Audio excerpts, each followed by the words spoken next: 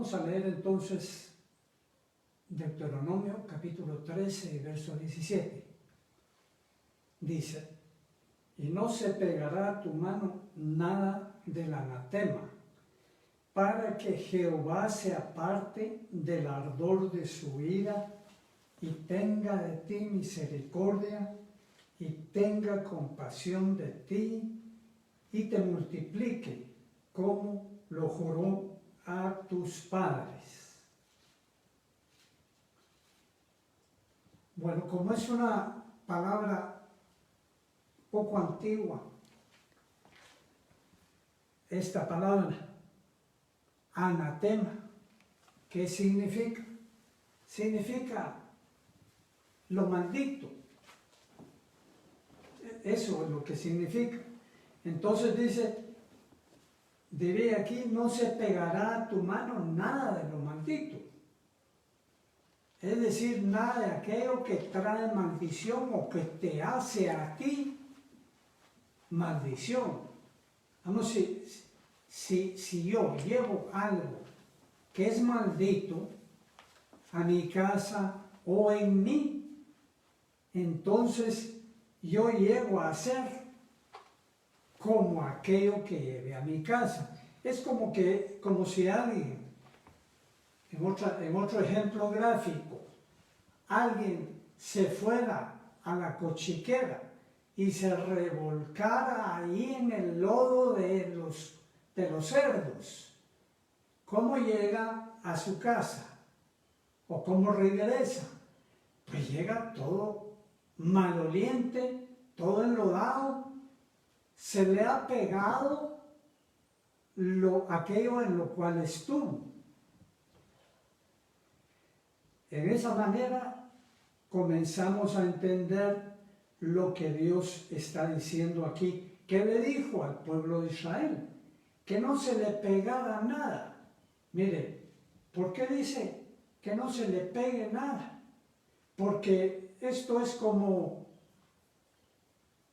algo pegajoso. Si a usted, por ejemplo, por su actividad, por su trabajo, le ofrecen una dádiva impropia, un soborno, eso es pegajoso, le va a traer, su primer impulso va a ser arrebatar aquello que le están dando. Ese es el impulso del corazón, de la naturaleza vieja. Por eso Dios dice aquí, no se te pegue nada. Ahora, aquí en la palabra de Dios tenemos un caso descrito. Bueno, leamos antes Deuteronomio 23:9. Dice: cuando salieres a campaña contra tus enemigos, te guardarás de toda cosa mala. Bueno, yo le pregunto a usted, como cristiano, como cristianos que somos, ¿qué día no estamos en campaña? ¿Cuándo no salimos en campaña en contra de nuestros enemigos? Pues si no son enemigos terrenales, son enemigos espirituales todo el tiempo. Es decir, nosotros estamos permanentemente en la campaña de Dios. Estamos luchando, una lucha. No es una lucha a muerte, es una lucha a vida. Aleluya. Esa es la lucha que estamos peleando. Pero Dios dice aquí que cuando salgamos a campaña, nos guardemos de toda cosa mala. Y en la palabra de Dios, aquí en el libro de Josué también, en el capítulo 7 y verso 1, la palabra de Dios nos describe una campaña que el pueblo de Israel tenía, una campaña bélica en contra de la ciudad de Jai. Ya habían derrotado a dos grandes naciones, a Sehón y a Og, rey amorreo del otro lado del Jordán. eran naciones grandes. Ahí había glorificado Dios su nombre, dándoles las primeras 2 victorias en la campaña de la toma de la tierra prometida. Ahora les tocaba la tercera con la nación de Jai, que era una nación pequeña de 30,000 habitantes. Y ellos, aparte de otros errores que cometieron, dice, un error grave. Dice Josué 7:1. Pero los hijos de Israel cometieron una prevaricación en cuanto al anatema, en cuanto a lo maldito. Dios les había dicho que no tomaran nada de aquellas naciones que estaban conquistando. En estos momentos Dios quería, no solo los estaba probando, porque ellos pues no tenían grandes riquezas viniendo del desierto, y ahora llegaban a ciudades que estaban conquistando, y entonces pues indudablemente miraban cosas que nunca habían visto y en cantidades que no habían visto en relación con el oro y la plata. Fácilmente iban a ser entonces tocados por la codicia o por el engaño del diablo, ¿verdad? Pero el diablo les quería dar algo bueno. No, ¿verdad? El diablo nunca nos quiere dar nada bueno, sino que lo que quiere es ponernos espejismos, darnos cosas aparentemente buenas, pero que van a ser muy malas para nuestra vida.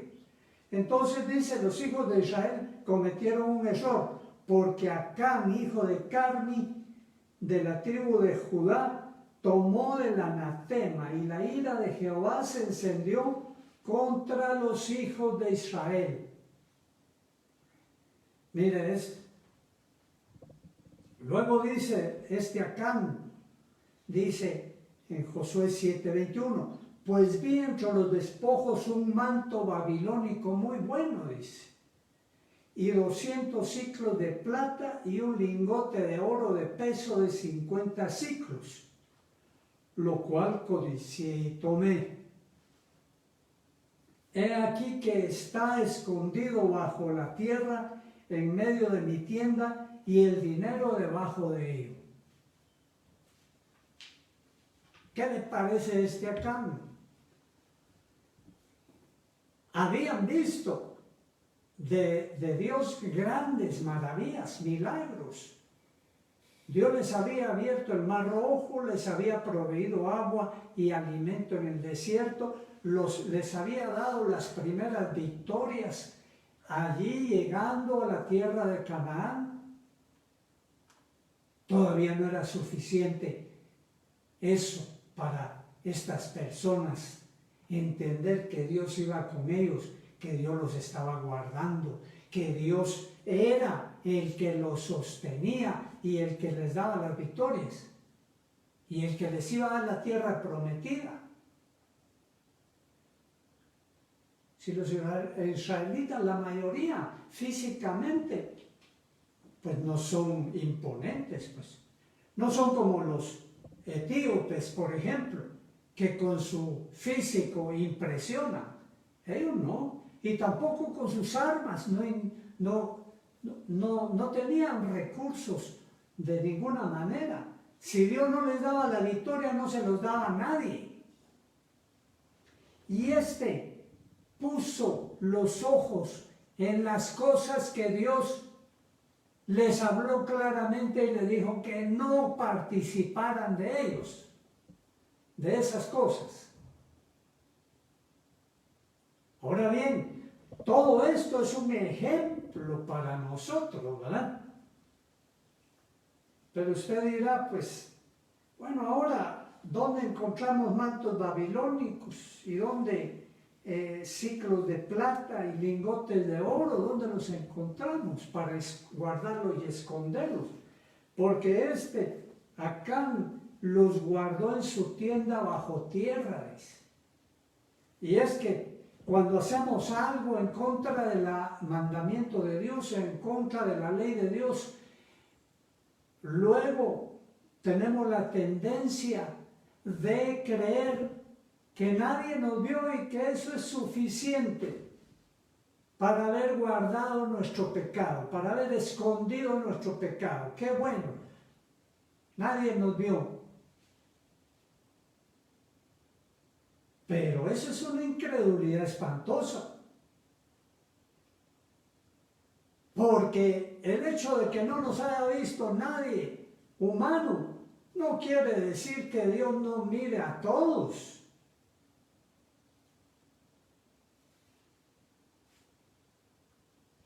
Siempre nos ve. ¿A dónde miré tu espíritu? Dijo el escritor bíblico. Si subiera a las estrellas, ahí estás tú. Y si bajara a las profundidades del Seol, he aquí, ahí tú estás. No hay dónde esconderse de Dios.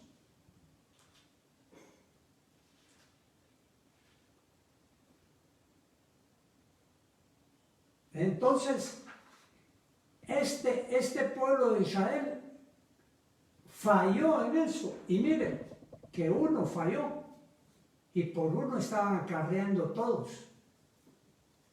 A veces dice uno, pero ¿qué culpa tienen los hijos de sufrir a la par de los padres debido a los malos caminos de los padres? ¿Qué culpa tienen? Pues vean que cuando un miembro de la familia falla, hace sufrir al resto. Cuando los padres fallan, hacen sufrir a los hijos. ¿Le agradará a Dios eso? No le agrada. Y dice Dios todavía acá, dice, Israel ha pecado y aún ha quebrantado mi pacto que yo le mandé y también ha tomado del anatema y han hurtado, han mentido y aún lo han guardado entre sus enseres.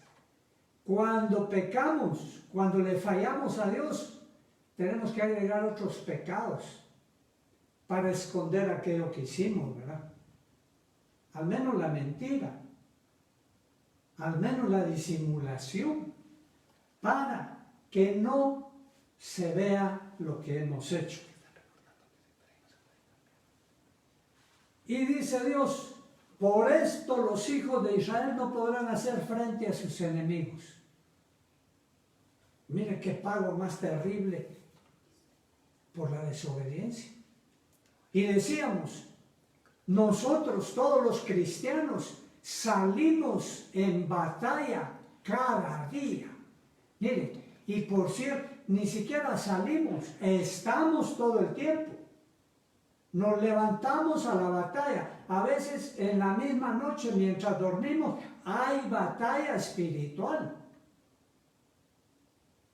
Pero Dios nos da la victoria con la única condición de que nosotros nos mantengamos fieles a Él. Y es que así tiene que ser, ¿verdad?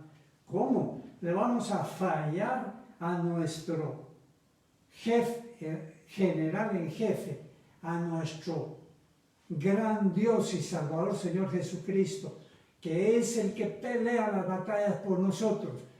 ¿Cómo le vamos a fallar y Él va a seguir sosteniéndonos en la falla? Él sería infiel si haría eso, si hiciera eso. Él sería infiel. Pero como es fiel, entonces ya no nos da la victoria. ¿Para qué? Para que nos volvamos de nuestro mal camino. Para que entendamos que por nuestra infidelidad es que estamos sufriendo las derrotas.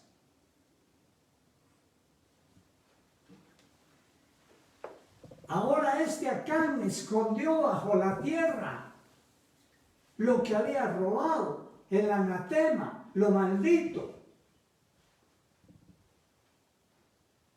¿Qué podemos nosotros decir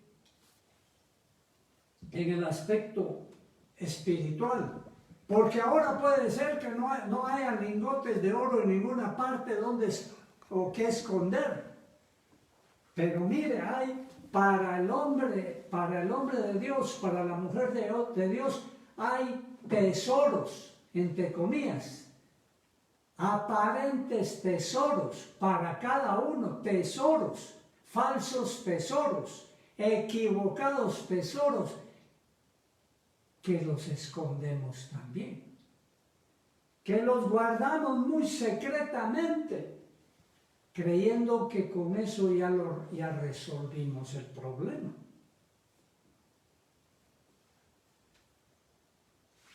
Y en ese entorno, en ese ejemplo ahora espiritual, podemos decir que hay muchos tesoros que nosotros podemos estar guardando. Por ejemplo, pudiera ser que uno de estos tesoros, según 2 Pedro capítulo 2 y verso 14, pudiera estar en nuestros ojos. Dice, tienen los ojos llenos de adulterio. Ojo lleno de adulterio. Mire eso. Es como que hayamos agarrado el ojo, ¿verdad? Y hubiéramos agarrado el adulterio, así como que fuera pipa, y lo llenáramos de adulterio. Los ojos los llenamos de adulterio. Como un tesoro, falso tesoro. Y de ahí los ojos ya están programados solo para el adulterio. Tal vez no andan cometiendo los adulterios, pero en la mirada está el adulterio.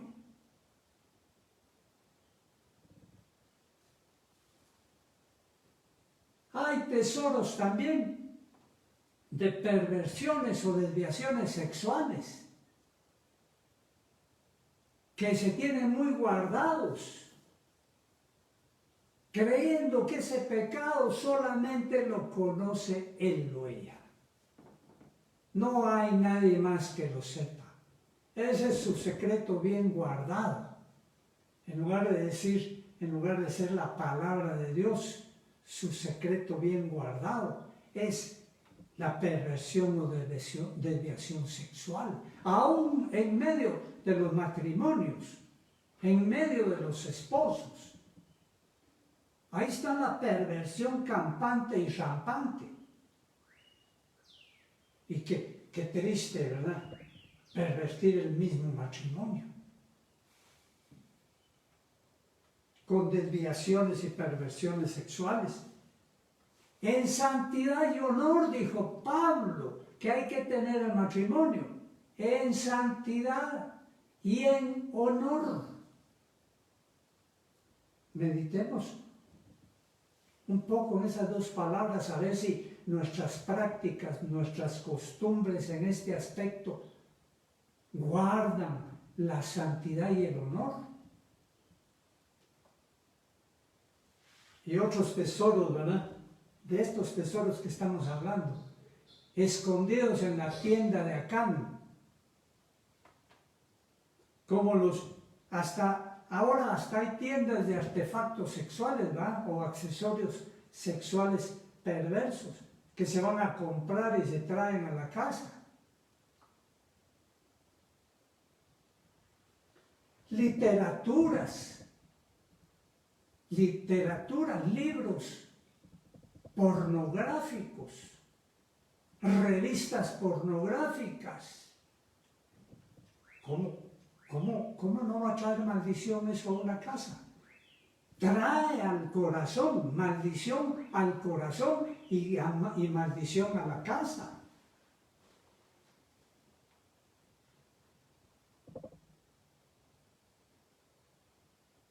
¿Y qué decir de otras cosas, verdad? Algunas le dicen, ¿por qué no saca usted su ídolo de ahí? No, es que ese no es ídolo mío, esa es herencia de mi tatarabuela. Es una imagen es una reliquia histórica. Yo no la tengo ahí para adorarla. Si sino que esa es una herencia, eso vale mucho. Lo único que vale eso es su perversión espiritual, su adulterio espiritual. Eso es lo único que vale. Porque aunque usted le dé ese valor familiar o histórico, ya sabe qué es eso. Ese es un anatema, esa es una maldición en medio de una casa, en medio del corazón de una persona que está pegada a él. Ídolos de cualquier clase o imágenes de cualquier clase van a traer maldición. Mire, una vez fuimos a una casa con un hermano, fuimos a una casa de una pareja joven, que ya los malos espíritus no los dejaban tener vida. Les abrían los chorros, les cerraban los chorros, les apagaban las luces, se las encendían, les abrían y les cerraban las puertas, les echaban el agua del inodoro, caminaban, venían, iban y venían, los pasos en sus casas, las sombras que se aparecían, de todo les hacían, y a ella hasta les tiraban la cara así, se la hinchaban cuando el mal espíritu la tomaban, así se le ponía la cara y de ahí para el otro lado y así, como monstruo tenía a la pobre mujer de esa casa.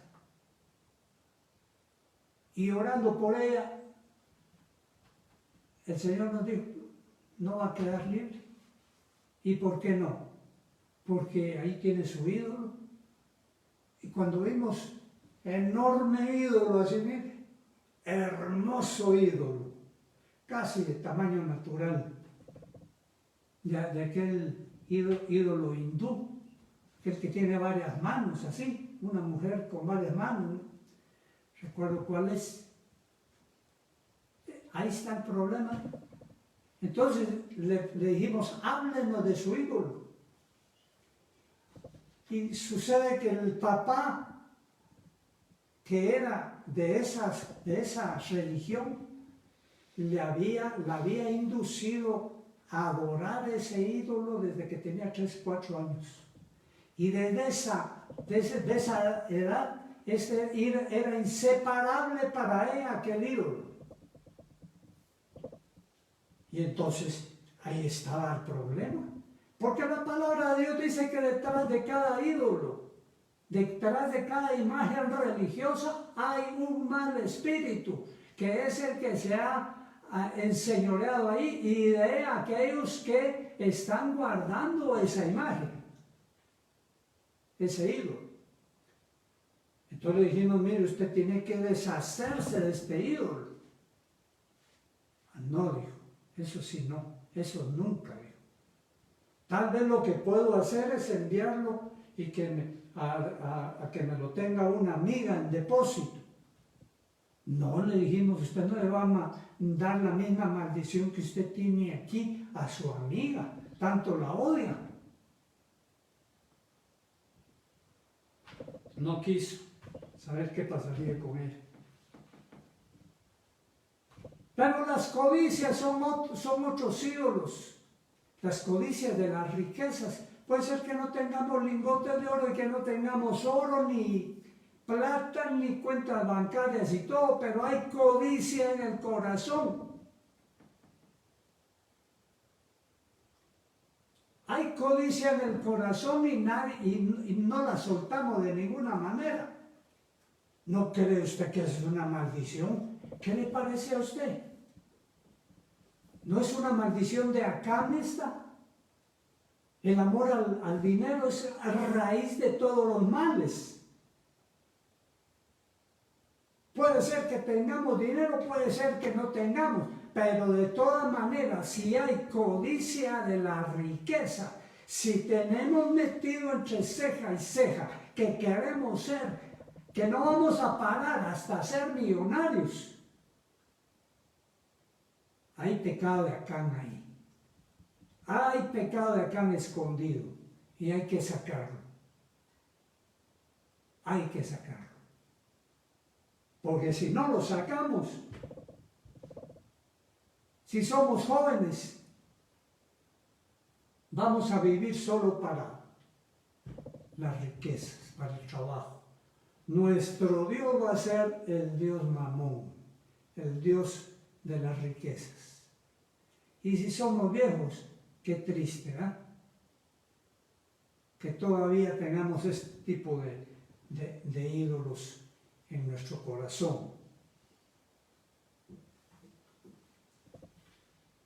Mire, Gedeón, un hombre valiente y esforzado, que así lo hizo Dios, porque no era nada de eso, ¿verdad? Sino que Dios lo tomó y lo hizo valiente y esforzado. Gedeón, cuando Dios lo llamó para darle la victoria, Dios le puso una condición. ¿Cuál era? ¿Se acuerda? Que derribara los ídolos de su padre y que los quemara y que los destruyera. Y él obedeció, tuvo un poquito de miedo y dijo, ¿sabes qué me va a hacer mi papá? Mejor lo hago en la noche cuando él esté durmiendo. Y lo hizo en la noche, pero lo hizo. Si Dios nos pide que nosotros saquemos los ídolos o lo que tenemos muy escondido en la tierra debajo de nuestra tienda, hay que sacarlo. Porque no solo hay que sacar lo material, lo terrenal, lo que se mira, porque así como esta mujer tenía este ídolo hindú ahí, tú puedes tener otras reliquias y está bien, o anillos, o pulseras, o collares de tu tatarabuela, que saber qué cosas trae encima, saber qué conjuros.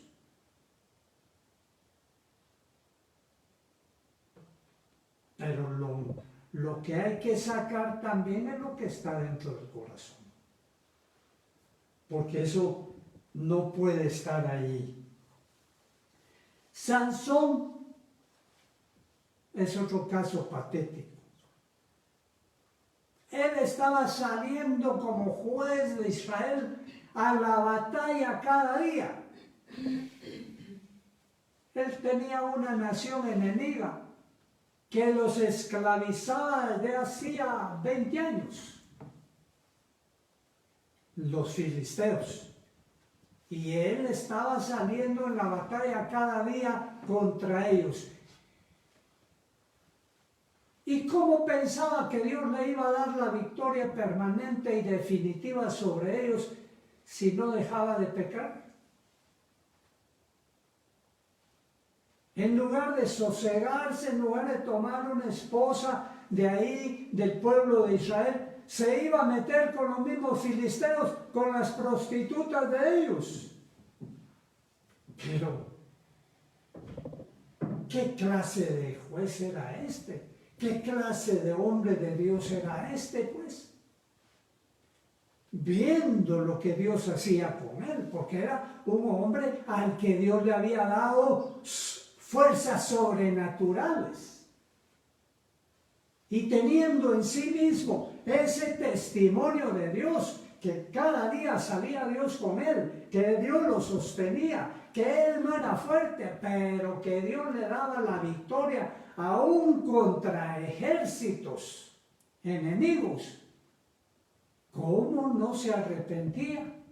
¿Cómo no sacaba el anatema de su corazón? ¿Cómo no sacaba esa maldición que él tenía de buscar siempre la prostitución, la perversión?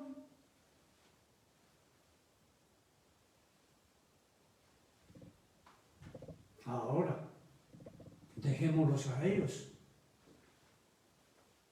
¿Quieres tú la victoria en Cristo? ¿Quieres tú que Dios te haga más que victorioso? ¿Quieres tú que Dios haga maravillas y milagros en tu vida? ¿Quieres tú la respuesta a esas cosas que nunca se te han resuelto?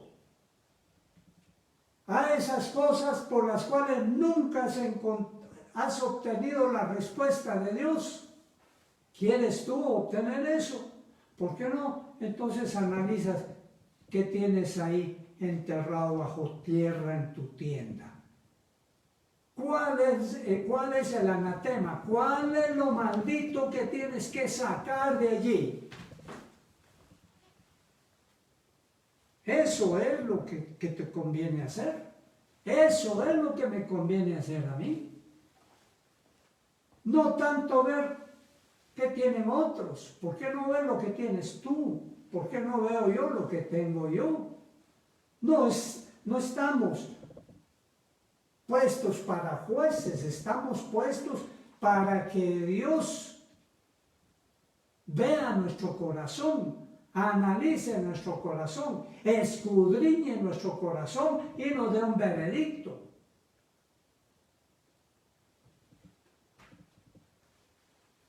Por eso el salmista decía que Dios le pedía a Dios que lo librara de sus pecados, que él no entendía.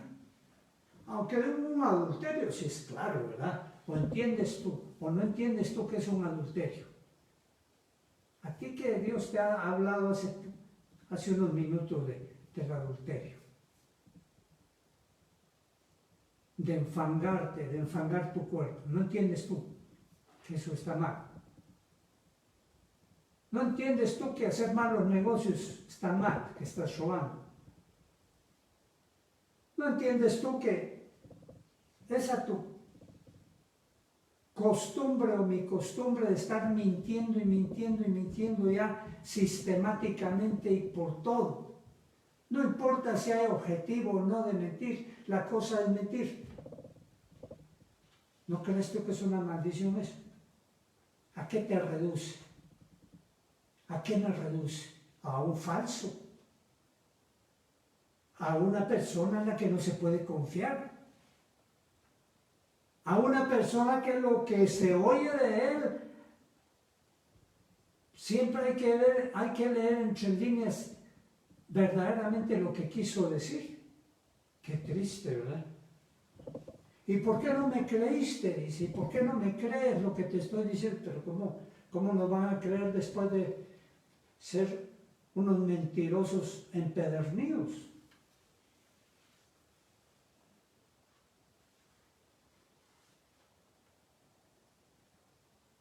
¿Por qué no entendemos ahora de una vez que la luz del Espíritu de Dios es la que debe de iluminar esas tinieblas que están bajo tierra? Esas tinieblas que están escondidas. ¿Para qué? Para que haya luz. Para que salga a luz. Porque si no sale a luz, no hay sanidad, no hay restauración. Mientras callé se envejecieron mis huesos en mi gemir todo el día, dijo David después de Betsabé y su esposo. Mucho tiempo así, mucho tiempo llevando aquella carga, aquella maldición sobre sí mismo, que ya se le habían secado los huesos. Tú dices, ¿y qué será esta mi enfermedad usted? Esta osteoporosis, ¿qué será esta artritis? ¿Qué será esta? Ya, los huesos se nos están secando, porque mientras caía el pecado, se envejecieron mis huesos.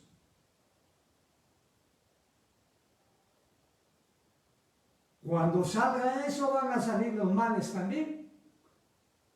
Amén. Vamos a orar. ¿Tienes tú algo que sacar? Tú estás en batalla. cada día sales a la batalla.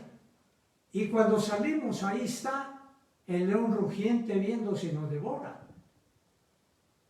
Necesitamos al gran aliado, necesitamos al gran sostén, necesitamos a la roca de los siglos sobre la cual nos apoyemos y nos recostemos cada día. ¿Tienes algo que sacar? ¿Tienes algo de que arrepentir? Tal vez está llevando a la tristeza y a la bancarrota a tu propia familia por el pecado que está escondido. Pidámosle a Dios.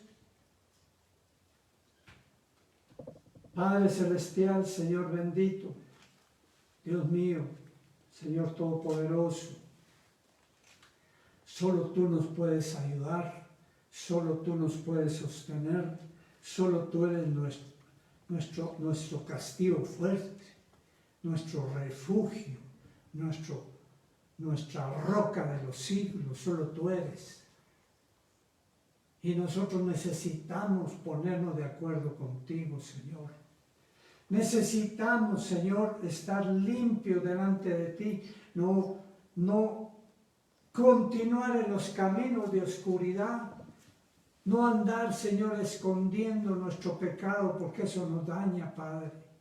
Señor, ahora nos ponemos delante de ti, para que tú escudriñes nuestro corazón, escudriñes nuestra alma, Padre Santísimo, y vea, Señor, nuestro corazón y nos diga, Dios mío, si acaso no entendemos nuestro pecado. Y todo aquel que lo entendemos y lo reconocemos, haya un arrepentimiento de nosotros, Señor. Que no seamos como Judas Iscariote, Padre Celestial, que al entender su pecado solo remordimiento tuvo, Señor, pero no acudió a ti a arrepentirse, Señor bendito, y a pedirte perdón. Nosotros acudimos a ti a pedirte perdón, Señor, y a rogarte que tenga misericordia de nosotros, que limpie nuestro pecado con tu sangre preciosa derramada en la cruz, Señor, que nos hace limpios, que nos hace blancos, como blanca lana, Señor. Te pedimos perdón, Señor. Tú conoces nuestro pecado. Te pedimos perdón por ello. En el nombre de Cristo Jesús. Amén.